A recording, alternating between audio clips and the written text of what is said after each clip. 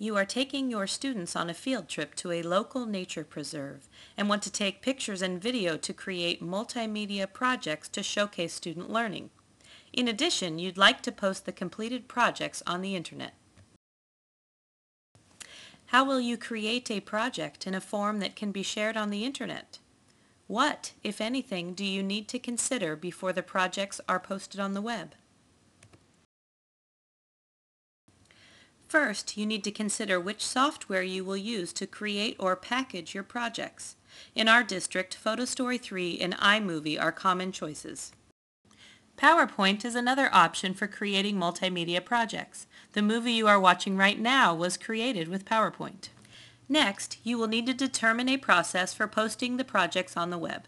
We do not have a district solution for hosting student projects online, so this process, if available, varies by school. But wait, there's at least one more thing to consider. The Family Educational Rights and Privacy Act, FERPA, is a federal law that protects the privacy of student education records and student information. Some of the policies described in FERPA help determine whether or not you can publish a student's name, work, or photo online. A form is sent home with every student at the beginning of each school year that gives parents the option to prohibit release of a student's public directory information. In addition, it is a good idea to obtain permission when posting pictures of students online, but never publish any identifying information, such as a name and a picture on a website. As you can see, there are important policy issues that you need to consider when using internet resources in the classroom or posting student work online. You can find more detailed information and guidelines from the To Task page on the Inside Seattle Public Schools site.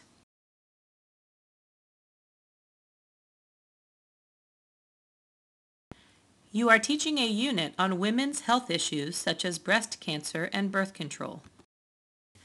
You use your Delicious account on your teacher computer to gather links to various websites and video clips for your students to use during their research. When you try to display these websites and videos from the presentation station, they are blocked. Why were these resources blocked on the presentation station? What can you do in order to share these web-based resources with your students? Seattle Public Schools has a filter that blocks YouTube and various other websites on student computers. Your presentation station is considered a student computer on our network, so you cannot access YouTube videos. However, you can access YouTube on your teacher machine because there is a more permissive filter on those machines. There are tools such as iDesktop TV and Zamzar that allow you to download videos from YouTube. As a result, you can save the video file to a USB drive or to your school server and access the file on the presentation station in order to share the resource with your students.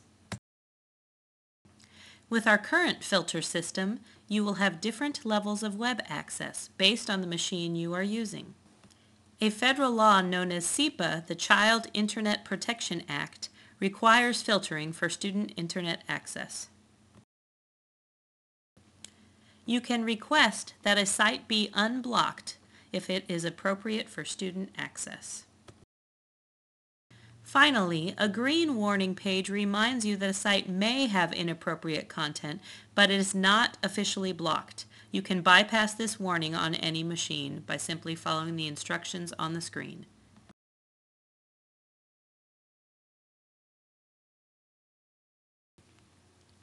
While surfing the web, you see a pop-up invitation to install the Google toolbar on your computer.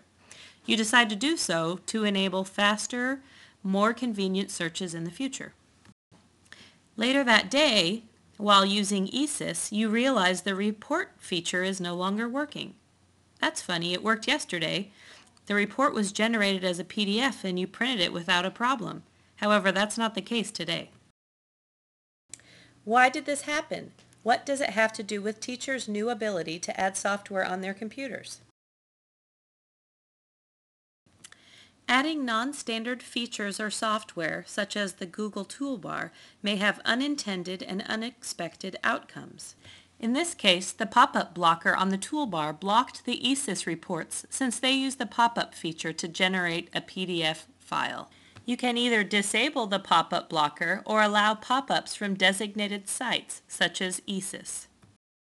Internet Explorer 7 also has a pop-up blocker feature that you may want to disable. If so, you can do this using the Tools menu. Here are some guidelines for adding software. First, make sure you have the legal license to install the software. Next, check machine requirements to make sure the software will run on your teacher computer. Also, pay attention to functionality problems like the ESIS reports not working after you install the new software.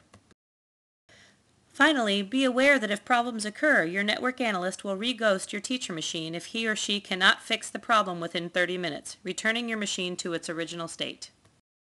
However, anything saved in your My Documents folder is backed up on the server and will be available after ghosting. This is a reminder to keep all files in your My Documents folder.